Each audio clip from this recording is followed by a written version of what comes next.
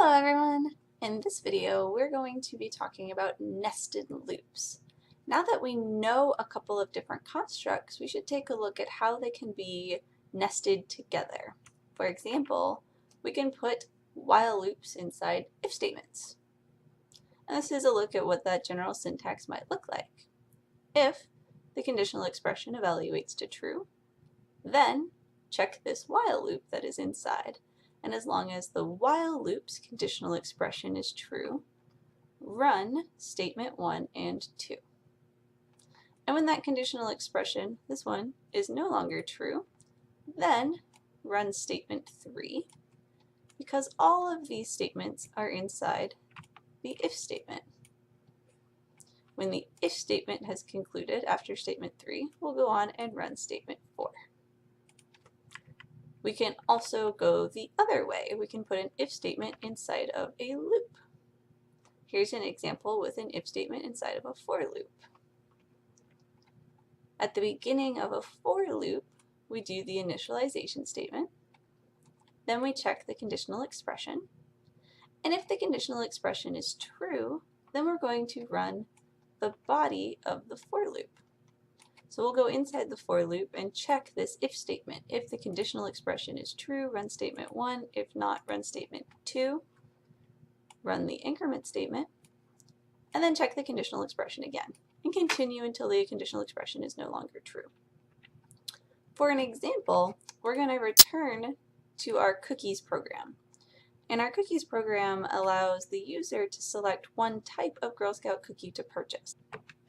If we add a loop, they'll be able to select more than one type. So we're going to make a new version of this program, cookies with a loop. Most of it will stay the same. There's only a few modifications that we need to make in order to allow users to pick as many different types of Girl Scout cookies as we have available. We're going to stick with 3 types. The first thing we have to do is add an option to our menu that will allow the user to stop buying cookies at some point. So we're going to have all of our usual options, the Thin Mints, the Samoas, the Shortbreads, and we're going to add this option of quit. So that will allow them to stop. And then, as long as they've not selected quit as their answer, then we can keep asking them if they'd like to buy some cookies. So as long as their response, which we've stored in type, as long as that's not equal to 4, which is our quit option, we're going to process type. And type can be 1 for Thin Mints, 2 for Samoas, 3 for Shortbreads, now 4 for quit. And we have this default statement that if they've not made a valid option, then nothing happens. Now when we get to bigger constructs like this, sometimes it helps to note what each of your brackets are so you can keep track of what's going on. This is the end of our switch statement, and this is the end of our while loop. So that way, even though we can't see the beginning of these constructs, we know what's happening here at the end. There's a couple more things that we need to add in. Consider what would happen if they purchase a box of Thin Mints. Their total, it would be $3 for a box of Thin Mints. And then they went on to buy a box of Samoas. We know how these assignment statements work. Total would be assigned the value of num boxes times Samoa, so that it would replace our previous value. So instead of assigning total a new value, what we want to do is called accumulate. Total needs to have added on to it the previous value. So we're going to take the previous value of total and add to it the new amount, num boxes times Thin Mints. So for this to work, we have to make sure that total starts at 0. And it's always a good idea to initialize your variables, but in this case it really won't work unless total is initialized to 0. And since accumulation is a very common thing, there's a shorthand that we can use instead. And it looks like this. This shorthand of plus equals is the same as this. It's the same as saying total should be equal to total plus whatever is on this side of the equal sign. And you can use either because they're both syntactically correct and they both do the same thing. But this one's a little bit shorter. And you can do this with any other operator that you're interested in.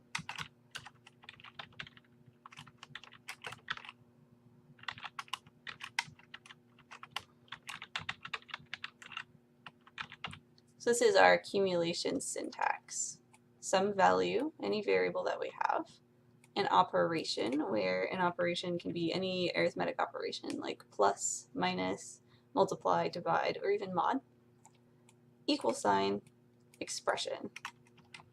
And that's the same thing as having our value assigned value operator expression. So if it's minus equal, it'll be value minus expression. If it's times equal, it'll be value times expression. Whatever you happen to need for that particular program. So we'll go through and modify all of our versions of the assignment statement so that each time we're accumulating onto total, and our final total will actually be the sum of all of the boxes of cookies that we purchased. There's one more thing to add in. If we're looking at this very closely, we'll see that the menu is outside of the while loop. So we're going to present this menu, and then we're going to start processing it. So we need to allow the user to give us another choice at some point.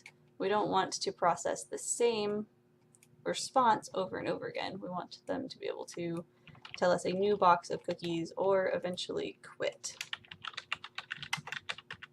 So before we go back to evaluate the conditional expression in the while loop again, we're going to reprint that menu that we created before the end of the while loop. So let's take a look at this. Make sure it's working the way we think it is. Here it prints the menu. We've got our new menu option, which is quit. And we'll check a couple of different things. We want to check what happens if we quit without buying anything. Prints out our correct total of 0. And I want to check the accumulation to make sure that that works. Okay, so we've selected one box of Thin Mints, and then it goes on to print our menu again. It says, what else would you like? Let's say we also want a box of shortbreads. It says, okay, shortbreads are $2 per box. How many would you like? So we've bought 2 boxes, and when we quit, we should see a price that reflects one box of Thin Mints at $3 and one box of shortbreads at $2. So everything is working great. So this is a really common example of nested constructs. We've got a switch inside of a while, particularly for what we call menu-driven programs, which this one is one. We print the menu, and that drives every choice that we make from then on. As long as the answer is not 4, process that choice with the switch statement, and the menu controls what we're doing throughout the program. One of the more complicated nested constructs for people to get familiar with are when we nest 2 for loops together. Well, for loops tend to be our most complicated type of loop, and so when we take 2 of them and nest them together, things get even more complicated. But this is a really common tool that we're going to use most of the time. So here's an example, and we're going to look at several different versions of it. You can see here some really generic loops. It says for I starts at 0, I goes less than some value n, increments by 1 each time. In the loop there's a j counter, so j starts at 0, j runs strictly less than n, increments by 1 each time. It's really, really common to see I as our counter for a for loop. and I stands for index. It's because we use for loops and arrays very frequently together, and arrays have indexes. So I stands for index. And if we need a second counter, you'll commonly see J because it follows I in the alphabet. So here's our example. We're going to let n be equal to 4. And all we're going to try and do in our loops is just print out the value of one of our counters so we can see how it changes throughout the nested construct. And we'll change a couple of things here and there just so that we can see what's happening as we experiment. I'm going to switch over to here for tracing. It's the same loop. Here's our values, integers, n, I, and j. N is going to be 4. We've changed our organization of the loop a little bit. Instead of starting at 0, we're starting at 1. Instead of doing strictly less than, we're doing less than or equal to. And the result of that is that we're going to run the same number of iterations, but our values start at 1 instead of 0. So here's our first experiment. Here's j less than equal to n. And we're going to trace through this loop and see what gets printed out by this print format function each time. And then we'll double check that we're right by running the program in the IDE. Okay, so starting from the top, since C is sequential, n has the value 4, I and j do not have initial values. We'll enter our for loop. I will take on the value 1, and we'll check to see if 1 is less than or equal to 4. Since it is, we're going to run the body of the for loop. Remember, that's everything in the brackets belonging to that for loop. And in this case, it happens to be a second for loop. So since we've encountered this for loop, remember the first thing we do is the initialize statement. So we're going to set j equal to 1. So now j is 1, and we're going to check to see if j is less than or equal to n. Now since 1 is less than or equal to 4, we're going to run the body of this for loop. The only thing in this for loop is the print statement, so we're going to print the value of j. J is currently 1. So we're going to print the value of j, and we're going to use this space over here to represent our output. So we've printed the value of j. Now we're ready to continue. We're going to run now the increment statement for the for loop. So j is going to increment to 2. And we're going to check to see if 2 is less than or equal to 4. And since it is, we're going to print the value of j. So now j will increment to 3. And since 3 is less than or equal to 4, we'll print the value of j. So we're going to print 3. Now j will increment to 4. And 4 is less than or equal to 4. So print the value of j. So we'll print 4. And now j will increment to 5. So j is currently 5. 5 is not less than or equal to 4. So we will leave this for loop and finish the outer for loop. So that says print a new line character. So we're going to go from here to here. So that's the end of the outer for loop, which means we'll do I++. I increments from 1 to 2. So now I is currently 2. And since 2 is less than or equal to 4, we're going to run the whole body of the for loop again. What's inside that for loop is another for loop. So start the for loop again. J gets set to 1. 1 is less than 4, so print the value of j. J will increment to 2. 2 is less than or equal to 4, so print the value of j. We're going to see a copy of the previous for loop's print statements. And when j becomes 5 and is no longer less than or equal to 4, then we're going to print a new line.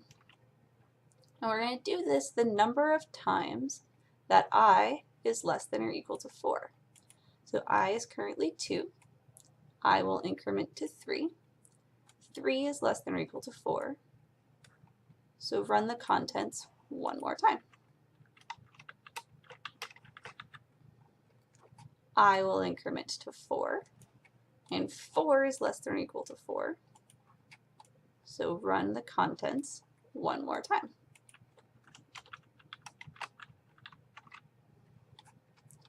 So then I will increment to 5, and since 5 is not less than or equal to 4, we will not run the loop anymore.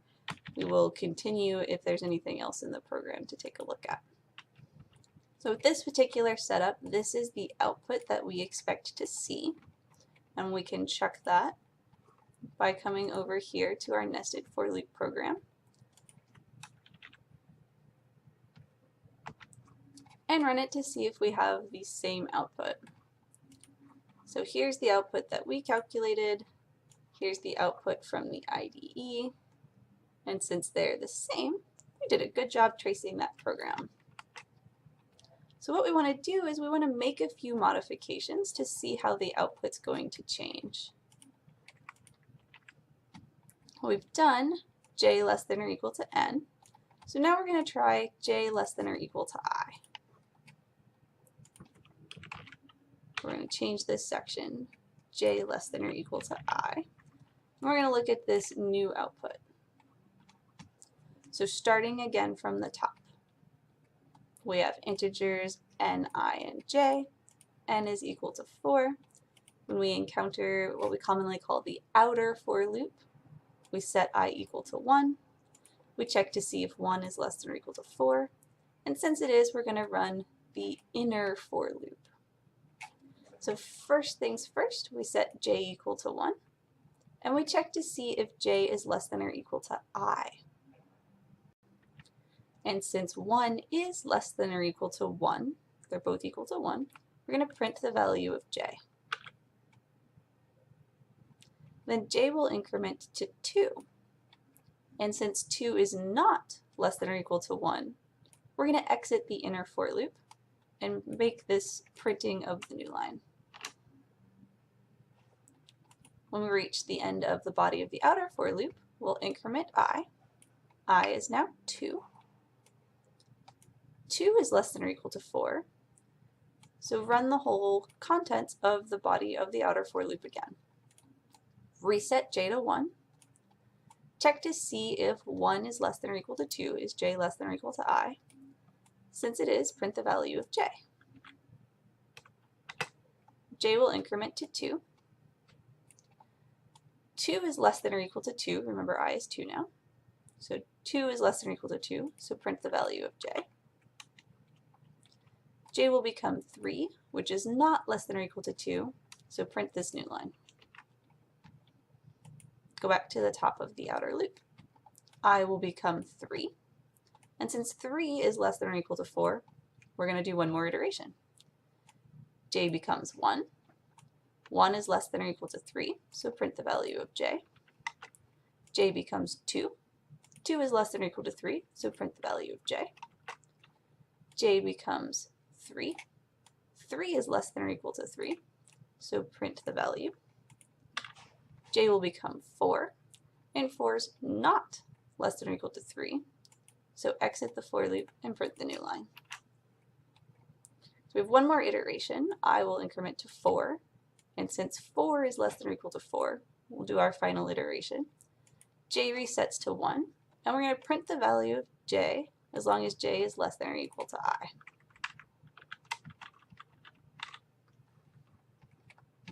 Now when j becomes 5, 5 is not less than or equal to 4, so we'll exit the loop, print a new line.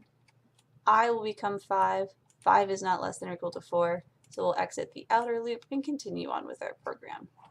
So this is the output that we expect to see if we change this part of the inner for loop to I. So let's double check that. We're changing just this part of the inner loop from n to I. I want to see if the output we get matches the output that we figured out when we traced the program. So here's the one that we did.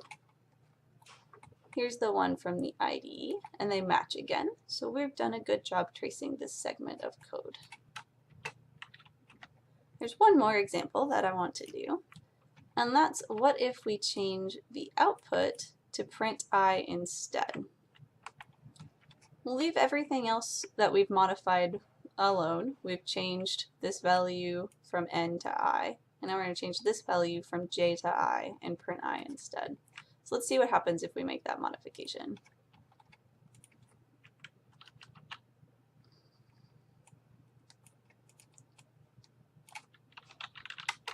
Okay, so now we're printing the value of I.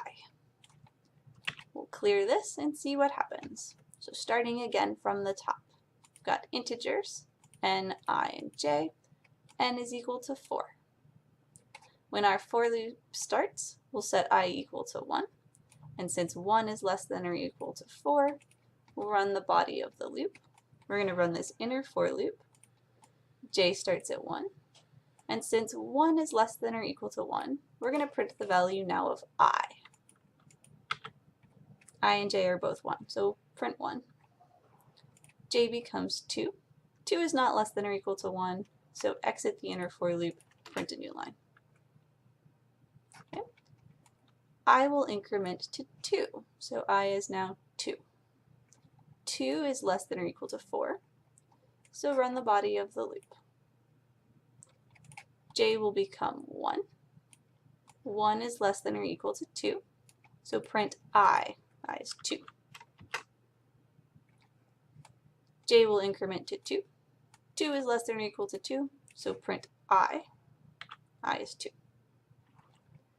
J will increment to 3, which is not less than or equal to 2, so exit the inner for loop and enter a new line. Now I will increment to 3. 3 is less than or equal to 4, so we're going to do the same thing.